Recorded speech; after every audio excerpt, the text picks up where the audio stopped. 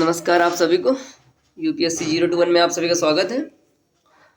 आज देखो हम लोग ये बात करने जा रहे हैं कि ये फॉर्म किसके लिए है, कौन इसको भर सकता है। और मैं इस बात को टोटली एक्नॉलेज करता हूँ कि आप लोगों की डिमांड्स हैं कि स्ट्रेटजी के बारे में बताया जाए। बहुत ज़्यादातर लोग जो है इंटरेस्टेड है मेंस कैसे करना है उससे रिलेटेड, और कुछ लोग जो हैं वो भी इंटरेस्टेड है कि प्रीलिम्स वगैरह कैसे करना है। अब देखो इस तरीके का है सिस्टम। छोटा बाबू हमारा आ गया, गेट पीटने लगा, थोड़ी देर बाद ही मिल पाएंगे। तो देखो क्या है ना, चीज़ें एक स्ट्रक्चर में ही लेकर के चलूँगा मैं। बट जो भी आप लोग जो है परेशान है स्ट्रेटजी को लेकर के, आप लोगों के लिए मेरे पास एक टास्क है। जब तक मैं नहीं ला पा रहा हूँ तब तक आपके पास दो चॉइसेस आपके पास अबंडेंट हैं, बहुत सारे लोग हैं, ठीक है।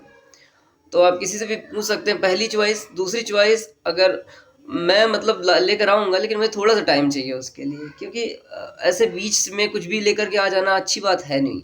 तो मैं ना एक स्ट्रक्चर वे में चल रहा हूँ। अभी इससे पहले मैंने एक वीडियो बनाया है सिलेबस के ऊपर, सिलेबस कैसा है, क्या चीज़ें हैं सिलेबस में।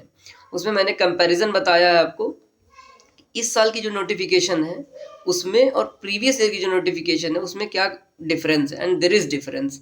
अगर आप देखेंगे वो वीडियो या फिर अपने आप से ही नोटिफिकेशन आप जाकर के खुद से ऑब्जर्व कर लें जाकर के, आपको काफ़ी दिखाई पड़ेगा कि यस देयर इज़ डिफरेंस।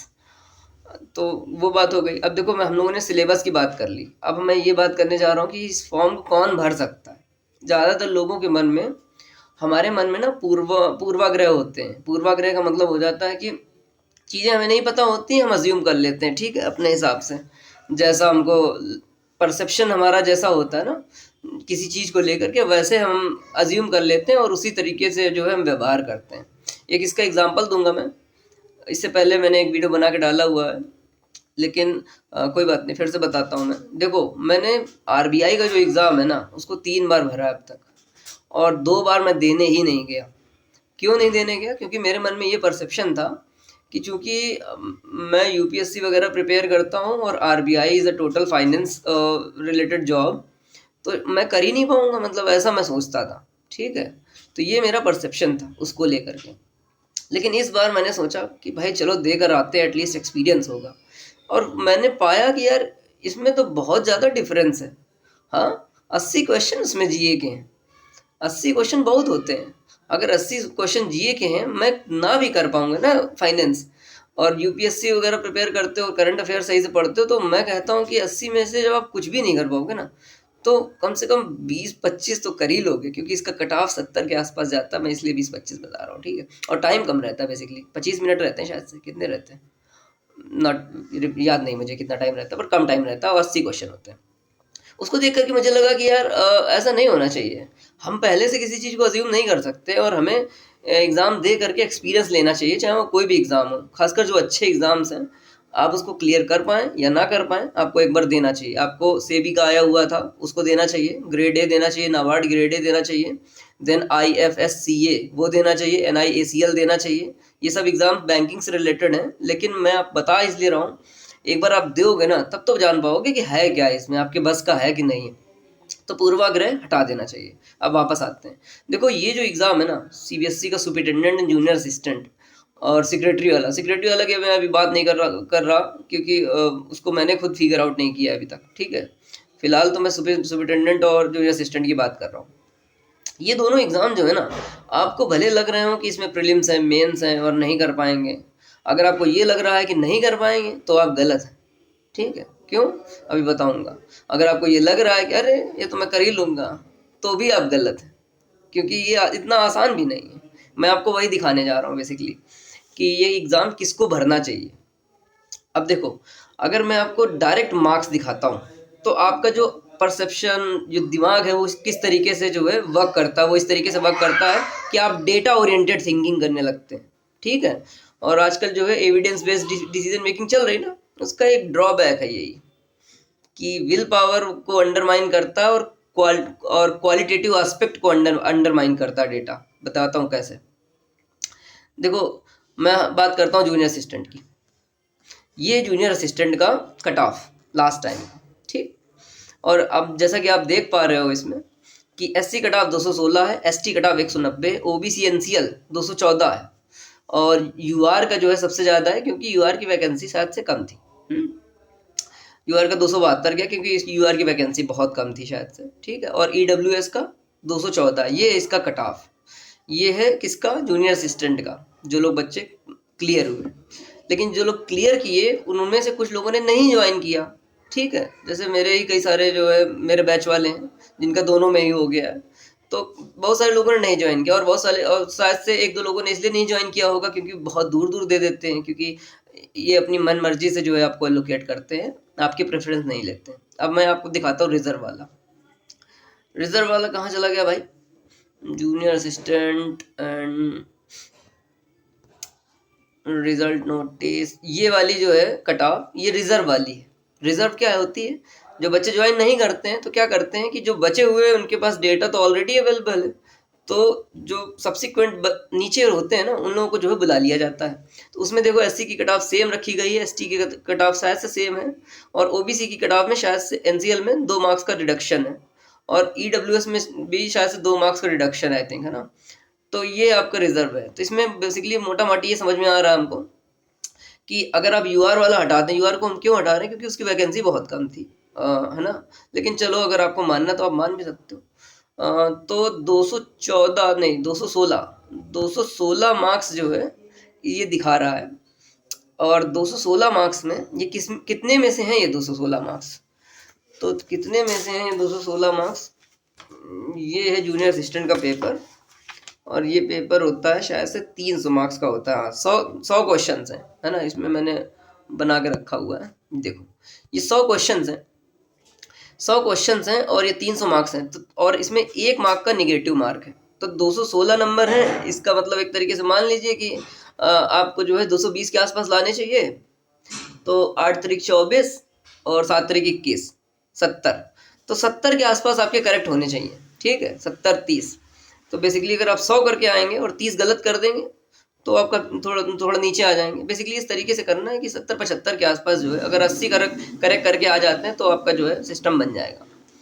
अब आपको मैं बताऊं कि कभी अगर किसी को बता दो, मैं बता रहा हूँ कि प्रॉब्लम्स विद डेटा, ठीक है, कि जिन लोगों को दिमाग इस तरीके से चलता है कि हमको ये पता चल जाए कट ऑफ कितना है तो हम निर्णय ले लेंगे कि हमें करना है कि नहीं करना है। तो इस तरीके से देखोगे तो क्या लग रहा है कि करीब 75 क्वेश्चन के आसपास जो है आपको करना पड़ जा रहा है। तो मैं 75 क्वेश्चन से अगर मैं 75% मान लूँ तो क्या लगेगा कि कट ऑफ जो है इस हिसाब से जा रहा है, हाँ। बट जब आप पेपर देखोगे कि पेपर किस तरीके का है, क्या ये डुएबल है, क्या आप कर पाओगे, ये इसको कहा जाएगा मेरे हिसाब से, मेरी अंडरस्टैंडिंग हिसाब से, क्वालिटेटिव एस्पेक्ट। आप चीज़ देख रहे हो बेसिकली कि है क्या उसके अंदर, क्या चीज़ है जो इतनी ज़्यादा चला जा रहा है कट ऑफ, या इतना क्यों कट ऑफ जा रहा है। तो जब आप पेपर देखोगे तो आपको लगेगा कि इसमें से कुछ चीज़ें जो हैं जो आप कर सकते हो। जैसे अगर आप एसएससी वाले भाई लोग हो या आरआरबी वगैरह हो, तो आप लोगों की रीजनिंग और मैथ्स अच्छी होती है, नो डाउट, है ना। मेरी तो ज़्यादा अच्छी नहीं है, मैं तो क्या बताऊँ, खैर फेल हो जाता हूँ मैं, कभी प्रिपेयर ही नहीं किया एस सीजीएल के लिए मैंने, तो इसलिए मेरे मार्क्स ही नहीं आते। खैर वापस आते हैं, तो इसमें देखो हिंदी डुएबल है, अंग्रेजी आप कर लेते हो, मैथ्स आपको आती है एसएससी वाले जो हो, और जो है रीजनिंग आपको कर लेते हो। इसका जो कंप्यूटर है बहुत हार्ड नहीं है, मैं आपको दिखाऊंगा। जो सबसे डिफिकल्ट पोर्शन पड़ जाता है वो पड़ जाता है करंट अफेयर वाला, क्योंकि करंट अफेयर सही से नहीं पढ़ के जाओगे तो आपका जो है 8-10 क्वेश्चन गलत हो जाएंगे, और मतलब गड़बड़ हो जाती है इसी में, ठीक है। इसीलिए मैं ये उन लोगों के लिए बोल रहा हूँ जो लोग स्ट्रेटजी बोल रहे हैं कि भाई स्ट्रेटजी लेकर आ जाओ। स्ट्रेटजी यार मैं अगर अपने हिसाब से बताऊँ ना, तो चीज़ों की स्ट्रेटजी वैसे कोई बहुत स्ट्रेटजी जैसा नहीं होता है। ये कोचिंग मार्केट ने फैला दिया सारा कि हर चीज़ की स्ट्रेटजी यार, स्ट्रेटजी क्या होती है यार, बेसिक चीज़ें करनी होती हैं। सब्जेक्ट पढ़ो, सिस्टम वाइज हिस्ट्री पढ़नी है हिस्ट्री पढ़ डालो, और फिर आपको ज्योग्राफी पढ़नी है तो एनसीईआरटी पढ़ डालो। तो ये कोई स्ट्रेटजी नहीं है, ये सिंपल चीज़ है जो आपकी मिनिमम रिक्वायरमेंट है। कोई भी एग्ज़ाम आप दोगे इतना तो आपको करना ही पड़ेगा ना, इसमें कोई स्ट्रेटजी नहीं है। जो स्ट्रेटजी मुझको लगती है कि जिस चीज़ को हमें स्ट्रेटजी कहना चाहिए वो ये है कि पेपर अटेम्प्ट कैसे करें, उसकी स्ट्रेटजी। अगर कुछ कोई व्यक्ति बोलता है कि हम उसकी स्ट्रेटजी बता रहे हैं आपको, तो मैं एक तरीके से कहूँगा कि हाँ ठीक है, उसकी स्ट्रेटजी हो सकती है, ठीक। तो वो चीज़ मैं थोड़ा सा अभी बाद में बताऊँगा, क्योंकि स्ट्रेटजी वाला वीडियो नहीं है ये वीडियो ये समझाने के लिए है कि कौन कौन किसको ये पेपर देना चाहिए, कौन व्यक्ति है जो इस पेपर को दे करके क्लियर कर सकता है, ये उसके लिए है। तो जो लोग स्ट्रेटजी कर रहे हैं उनके लिए मेरे पास टास्क है। अगर आप स्ट्रेटजी कर रहे हैं तो टास्क आपके लिए ये है, अपनी मन मर्जी का एक सब्जेक्ट पकड़ लो और 8 महीने का करंट अफेयर्स दिसंबर एंड होने के पहले या फिर दिसंबर एंड होते होते कंप्लीट कर लो। इतना आपके लिए टास्क है।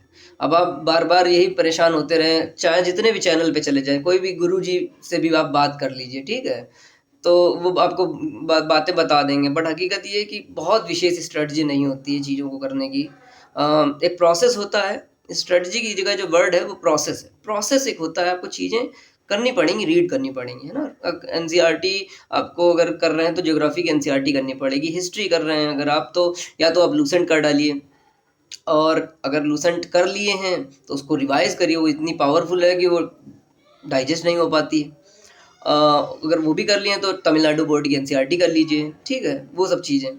और फिर स्पेक्ट्रम कर लीजिए। स्पेक्ट्रम जो है यूज़फुल बुक है। अब क्या होता है, जब स्ट्रेटजी वाली जो चीज़ आती है वो कब आती है, जब आपके पास कम दिन बचे। कम दिन बचे तो क्या होता है कि किसी व्यक्ति के अनुभव आपके काम आ जाते हैं कि क्या पढ़ना चाहिए, हमारे पास कम टाइम है, क्या पढ़ें हम। तो उस समय आप जो है डिफाइंड टॉपिक्स पढ़ते हैं, ताकि जो है आपका आरओआई इम्प्रूव हो जाए। हाँ, कि कम मेहनत करके या फिर टारगेटेड चीज़ पढ़ करके आप मार्क्स स्कोर कर पाएँ, तो वो आपके आरओआई को इम्प्रूव कर देता है। तो यहाँ पे मेरा जो ये स्टैंड है स्ट्रेटजी को लेकर के, ठीक है। अब हम लोग वापस आते हैं कि पेपर किसको देना चाहिए। हम लोगों ने यहाँ से इसको देख ही लिया है कि ये चीज़ें पूछा। अब देखो लास्ट का इसमें जो है भाग 6 जो है वो सीबीएसई के बारे में। अब सीबीएसई के बारे में है तो इसमें क्या है कि आपको पढ़ लेना है जाकर सीधा कुछ चीज़ें, मतलब पहले से पढ़ लो ये चीज़ें। ये मत सोचो कि जब एग्ज़ाम देने जाएंगे हम तभी पढ़ेंगे इसको, है ना, क्योंकि तब गड़बड़ हो जाती है। क्योंकि यहाँ पर आप मार्क्स स्कोर कर सकते हो, ठीक है। तो अब देखो सीबीएसई जो एजुकेशन संस्था है, तो आपको नेशनल एजुकेशन पॉलिसी के बारे में पता होना चाहिए। देखो नेशनल एजुकेशन पॉलिसी के बारे में पढ़ने किस लिए फ़ायदेमंद है। ईडीसीआईएल का जो पेपर हुआ था उसमें उसके ऊपर ऐसे आ गया था डायरेक्ट, और मैं फोड़ के आ गया था उसको, है ना। मैं मतलब अपने हिसाब से बढ़िया लिख के आया था बाकायदा कि 5 पिलर्स होते हैं इसके, और पिलर्स के नाम लिख के आया था। ग्रॉस एनरोलमेंट रेशियो की वैल्यूज़ याद थी मुझे, वो भी मैंने लिख दी थी। मतलब ठीक लिख के आया था, बढ़िया। तो ठीक है, तो ये वाली चीज़ जो है आप कर लीजिएगा।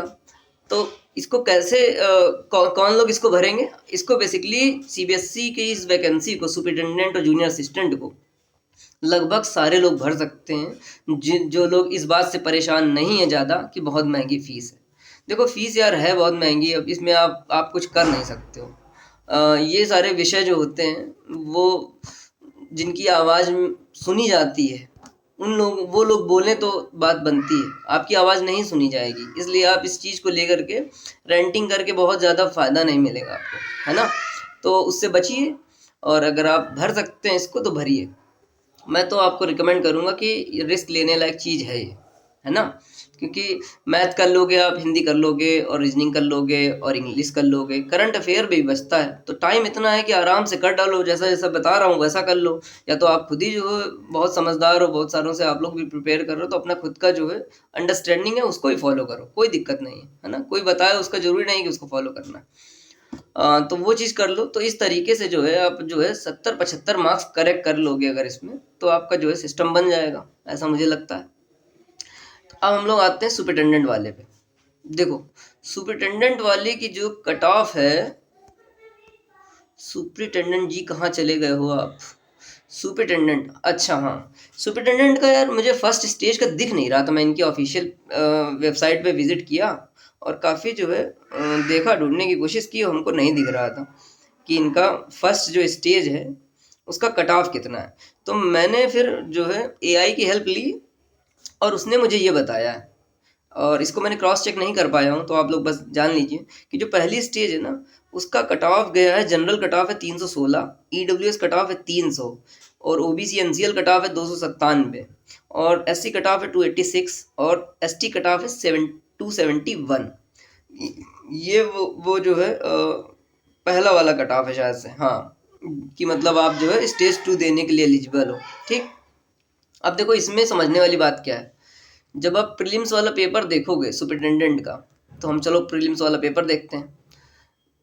ये है फ्रंट पेज जो आपको दिखाई पड़ेगा। इसमें आप ध्यान से देखोगे तो 150 क्वेश्चन। कितने क्वेश्चन? 150। एक क्वेश्चन 3 नंबर का, पन्ना दें 45, 450। तो 450 में से आपको जो है एक तरीके से देखा जाए तो 350 नंबर भी नहीं लाने थे। यानी कि 316 जनरल कट ऑफ है, तो जनरल कट ऑफ हमारा बेंचमार्क है, 316 नंबर लाने थे। तो 12 तें 36, 360, 11 तें 33, कितना? 100 तिरका 300। तो 100 करते तो हमें 300 नंबर आते, यानी EWS कट ऑफ पे पहुंच जाते। देन 3 बचे 15, 305, 105, 105, करीब करीब 105 से लेकर के 110 के आसपास अगर आप इसमें से करके आएंगे तो आपका जो है सिलेक्शन हो जा रहा था। 150 क्वेश्चन में इतने क्वेश्चन आपको जो है करने थे। अब देखो, आपको ये देखना है कि ये क्वेश्चन कहाँ से कर सकते हो आप, क्या किस तरीके से आप करो कि आप जो है 100 के आसपास पहुंच जाओगे। हाँ, कैसे करोगे? तो देखो, कंप्यूटर जो है बहुत हार्ड नहीं है। कंप्यूटर एक ऐसी चीज़ है जो आप थोड़ा सा टाइम दे दोगे ना तो आप जो है काफ़ी इसमें कर लोगे, है ना। और कंप्यूटर जो है करना है, कैसे करना है ये वाला मैं बाद में बताऊंगा, क्योंकि यार या तो फिर मैं अभी बता दूंगा तो मैं समझ में नहीं आएगा। कंप्यूटर करना है तो मेरा तो सिंपल अप्रोच है भाई, चीज़ों को बुक से पढ़ना चाहिए। यूट्यूब वीडियो, PDF जिसमें MCQ लिखे रहते हैं, उनको सब बाद में करना चाहिए, पहले बुक से पढ़ना चाहिए। ठीक, वैसे तो मैं अलग से इसको बताऊंगा ही। फिलहाल ये वीडियो उन लोगों के लिए है कि किसको इसको भरना है। तो मैं कह रहा हूँ कि 150 क्वेश्चंस में से आपको जो है 105 या 110 क्वेश्चन करेक्ट करने हैं, जिसमें आप कौन से क्वेश्चन करेक्ट कर सकते हो। कंप्यूटर कर सकते हो, इंग्लिश कर सकते हो और हिंदी कर सकते हो, मैथ्स कर सकते हो, रीजनिंग कर सकते हो। और इसमें भी जो सबसे बड़ी अनसर्टेन चीज़ है, डिफिकल्ट वाली पोर्शन है, वो है करंट अफेयर्स। अब करंट अफेयर्स ये सब कैसे करना है, इसको मैं थोड़ा इसको यार स्टडी करके मैं आपको बताऊंगा कि चीज़ें कहाँ से आई। उस समय तो मैंने जो है दे दिया था अपने हिसाब से, और देने के बाद मैंने जो है थोड़ा सा अंडरस्टैंड करने की कोशिश करी थी यार कि क्या मैंने नहीं किया और क्या मुझे करना चाहिए था कि मेरे थोड़े मार्क्स इंप्रूव हो जाते। ऐसा मैंने उसमें सोचा था, लेकिन तब से जो है टाइम नहीं मिल पाया। तो फिलहाल के लिए तो मैं नहीं बता पाऊँगा अभी, मुझे थोड़ा सा टाइम चाहिए इसको देखने के लिए, और वो मैं अभी जो है मेरे एग्ज़ाम लगे उसके बाद ही कर पाऊँगा। ठीक है, तो थोड़ा सा मुझे टाइम चाहिए इसके लिए। तब तक आप जो है इसको एनालाइज करिए अपने हिसाब से, और तब तक आप जो है 2 टास्क जो मैंने बताए हुए हैं कि एक पैरेलल सब्जेक्ट ले लो और करंट अफेयर्स, उसको फिनिश करते रहो। ठीक है, तो ये आपको करना है, और ये मैंने PDF बना दी है। सबसे अच्छी बात ये है मेरी PDFs की कि मैं कुछ भी नहीं लिखता हूँ लगभग। मैथ्स में लिखना ही पड़ता थोड़ा बारा, और मैथ्स मेरी अच्छी है भी नहीं ज़्यादा, पर काम चल जाता है मेरा। तो मैथ्स को छोड़ करके बाकी PDF बहुत क्लीन है, अल्ट्रा क्लीन PDF है आई थिंक। हाँ, तो मैं किसी तरीके से आपको प्रोवाइड करने की कोशिश करूँगा, और इसको सॉल्व करना बिना पढ़े, जितना आपको आता है फ़िलहाल के लिए उस नॉलेज के हिसाब से आप बिना पढ़े इसको सॉल्व करिएगा, देखना कितना आप कर पा रहे हैं। ठीक, आपको लगेगा कि आप कम कर पाएंगे, ऐसा हमेशा ही होता है। तो मेरा एक दोस्त था, वो मुझे बताता था कि हम लोगों की टेंडेंसी है खुद को अंडर एस्टिमेट करने की। जब आप एग्ज़ाम सेटिंग में होंगे ना, जैसे अभी आप घर पे बैठ करके मुश्किल से हो सकता है 70 कर पाएँ या 90 कर पाएँ, लेकिन जब एग्ज़ाम पे बैठे होंगे तो आप इसी पेपर का, चाहे वो आता हो चाहे ना आता हो, आप आराम से 110 120 क्वेश्चन कर लेंगे।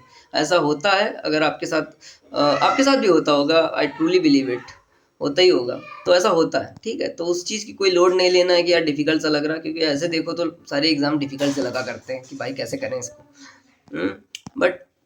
बट मैं आपको बस यही बताना चाहूँगा कि ये जो पेपर है, ये पेपर एक्चुअली लगभग सब लोगों के लिए है, क्योंकि ये आपसे बहुत ज़्यादा स्पेशलाइज्ड चीज़ें नहीं मांग रहा है ना। और बाकी मैं, जिसको आप स्ट्रेटजी बोलते हो, उसका एक छोटा सा वीडियो इसके बाद लेकर आऊँगा, स्टेज 1 का और स्टेज 2 का। ठीक है, तो उसके लिए थोड़ा सा मुझे टाइम चाहिए होगा। ठीक है, हम लोग जो है उसको करेंगे। तो फिलहाल बस यही आपको बताना था कि ये चीज़ें आप कर लोगे ना।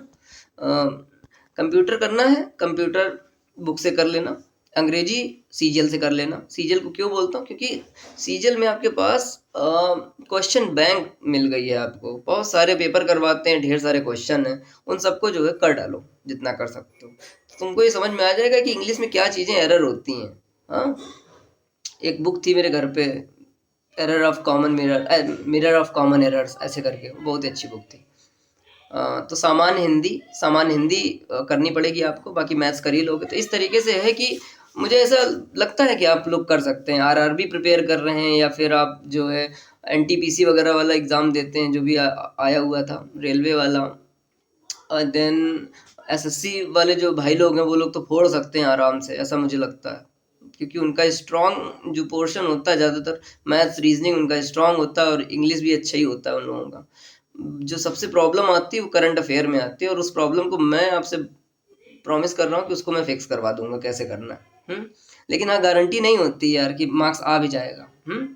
बस ये है कि कुछ चीज़ें होती हैं जो हम लोग कर लेंगे अगर तो फ़ायदा मिलेगा। अब मैं आपको निगेटिव जानकारी दूंगा तो आप बोलेंगे कि यार कैसी बातें बता देते हो। मैं गया IBACIO का पेपर दिया और मेरा करंट अफेयर इतना ख़राब हो गया भाई, कुछ कहने की नहीं, बिल्कुल ख़राब हो गया। तो मैं क्या ही कहूँ आपको। तो इसका मतलब ये है कि जो चीज़ उससे जो लर्निंग मिली मुझे, वो जो है सीखने वाली बात है कि ऐसे क्यों हो गया कि भाई करंट अफेयर इतना ख़राब हो गया। हाँ, ACIO मैंने 2 बार दिया है यार, फिर भी नहीं क्रैक कर पाया मैं, तो कुछ गड़बड़ है। बट मेरा एक दोस्त जो मिला था मुझे ADCIL में, उसने जो है दोनों बार क्रैक किया है। तो कभी उससे मिलना होगा या बातचीत हुई तो मैं आप लोगों को उसका जो है इंटरव्यू उससे उसका लूँगा और आपको बताऊँगा, ठीक है। फिलहाल खैर वापस आते हैं। तो यही चीज़ है कि आप ये जो है आराम से कर लोगे। मैंने उसका कट ऑफ बता दिया, लेकिन अब देखो इसका मेंस का भी कट ऑफ देख लो। कहाँ चला गया भाई मेंस का कट ऑफ? ये है मेंस का कट ऑफ, ठीक है। मेंस में आप लोग ज़्यादातर डरते रहते हो, डरने की कोई ज़रूरत नहीं है। मेंस में कितना है, 150 का ऑब्जेक्टिव है, 150 का सब्जेक्टिव है। तो इसका मतलब 300 नंबर लाने हैं। अब देखो हर एक क्वेश्चन जो है 3 नंबर का 5 नंबर का, अगर सब्जेक्टिव वाला है वो 5 नंबर वाला है और ऑब्जेक्टिव है वो 3 नंबर वाला है। अब इसमें कट ऑफ देखोगे तो आपको दिखाई पड़ेगा कि UR कट ऑफ 138 है, ठीक है। तो 138 लाने के लिए हम लोगों को कितने क्वेश्चन करने चाहिए, ठीक है। हम लोगों को कितने क्वेश्चन करने चाहिए, तो 138 70 दूना 140, तो अगर मतलब हम लोगों का मिनिमम 70 आ जाए तो काम बन सकता है। तो 70 लाने के लिए हम लोग को क्या कितने क्वेश्चन करने चाहिए, 20 × 60 देन 50। अब देखो 50 MCQ थे उसमें। अब 50 में से अगर आपने 30 भी कर लिए, 30 × 3 = 90, तो 30 भी नहीं, खैर कुछ लोगों के लिए मुश्किल हो जा रहे थे, 30 मुश्किल हो जा रहे थे, तो मैं कह रहा हूँ कि 25 भी कर लो। इसमें जो गड़बड़ी हो जाती है उसको बस ठीक करना है। दूसरे के अनुभव यहाँ काम आते हैं कि गड़बड़ी जो हो जाती है उसको नहीं करना है, कि अगर 50 में से आपको 25 क्वेश्चन ढूंढ के करेक्ट करने बेसिकली। हाँ, लेकिन हम लोग इतने जो है इस तरीके से होते हैं कि ज़्यादा ज़्यादा कर दो तो उसमें हो जाता है निगेटिव, और एंड दैट्स मेन ट्रबल। तो मुझे ऐसा लगता है कि इट्स डूएबल। 50 में से 25 क्वेश्चन वहाँ करने हैं आपको, 25 से 75 बन जाएगा उधर पे। और डिस्क्रिप्टिव में 30 क्वेश्चन थे, 30 में से अगर आप 15 भी कर लेंगे तो 15 × 75, एक क्वेश्चन 5 नंबर का, 15 उधर करने और 25 इधर करने, आधे आधे करने। तो मैं आपको मतलब पेपर भी दिखा दूंगा, आप लोग खुद भी देख लेना। मुझे ऐसा लगता है कि ये डूएबल है।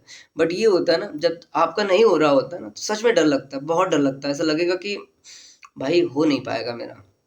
मुझे मतलब ट्रूली पता है कि कैसा साला जो है, कैसा फील हो रहा था मुझे लग रहा था यार मैं तो 55 नंबर भी नहीं ला पाऊंगा। उन्होंने बोला हुआ है कुछ एक मिनिमम मार्क्स, उन्होंने कुछ बताया हुआ है वैल्यू, शायद से 45 है या 55, कि इतना आपको लाना ही पड़ेगा। तो मैं मन में सोच रहा था कि मैं तो इतना भी नहीं ला पाऊंगा। बट मेरा एक नेचर है कि मैं अगर 10 हूँ तो मैं खुद को 8 बोलता हूँ या 7.5 बोलता हूँ, ठीक है। एक अकाउंट अभी पढ़ रहा था, उसमें एक प्रिंसिपल था, प्रिंसिपल ऑफ कंजर्वेटिज्म।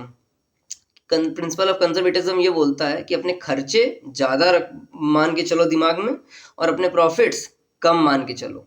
तो ये प्रिंसिपल ऑफ कंजर्वेटिज्म है, और वो आई थिंक मैं फॉलो करता हूँ चीज़ों को करने के लिए, ठीक है।